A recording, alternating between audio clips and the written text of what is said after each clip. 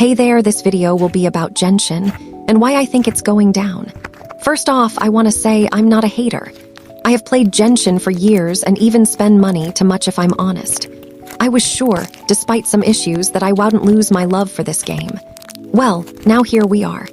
This is gonna be a long one, so maybe you want to listen to this in the background.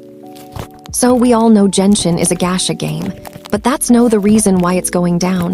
The gacha system itself got better actually, even if not much. Okay, what am I mad about then? Well, the fact that the game is becoming stupidly pay to win, and in the future, maybe even hard to impossible to play for new players. I'm not gonna shame character designs, or how there are more female characters. There are endless videos talking about that. I want to talk about how the regions are becoming worse and worse as the game goes on. First off, we got Mondstadt, and honestly, it's the perfect starting region.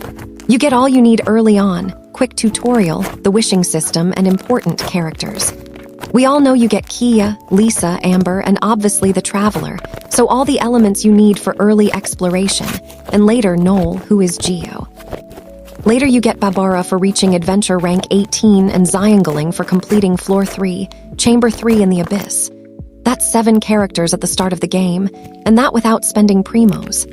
With that, you're set for Mondstadt and even Liu. In both, at most the riddles need a specific element, so it's not that hard.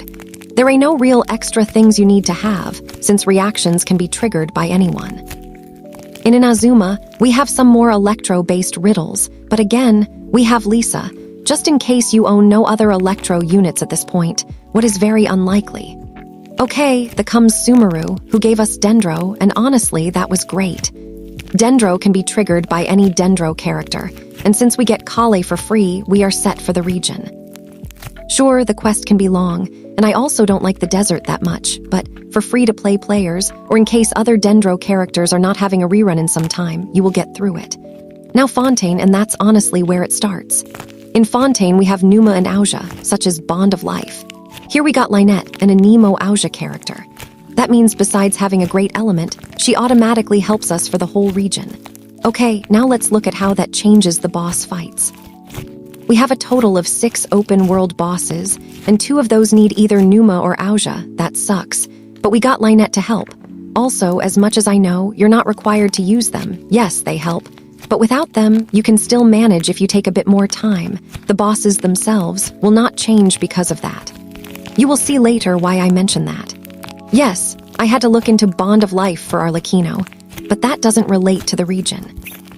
I actually didn't know you needed Numa or Auja for Icewind Suite. That's the dancing boss BTW. So while it helps, you can manage with other teams. The second boss is Experimental Field Generator. Here again, you need P-Nama to destroy the core and halt specific attacks, but you can get through without it.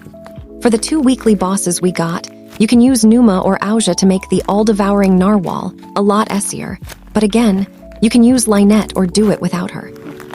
For Arlecchino's boss, you don't need any specific character to beat her, since she herself uses Bond of Life as an affect, but you don't need it in the fight itself. And that's where I have to say, that's what made the game great. Not important what region until now, you could explore with different teams and not have a big issue. I personally loved that I could use characters I normally don't use in combat to explore.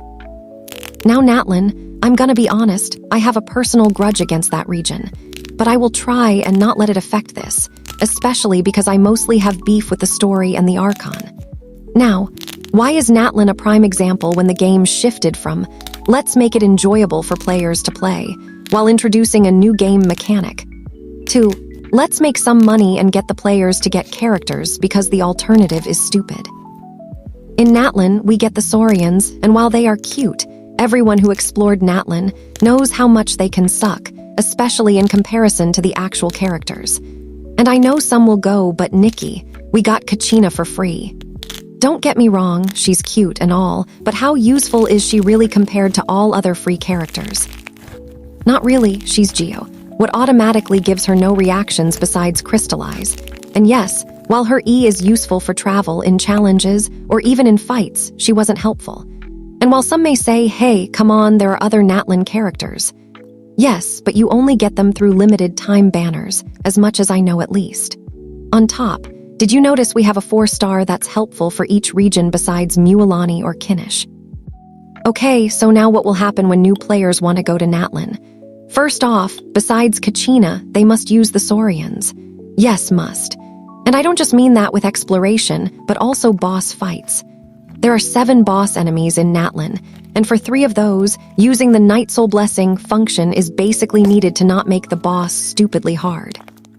For one of those, you even must use it, and that's for Secret Source Automaton Configuration Device.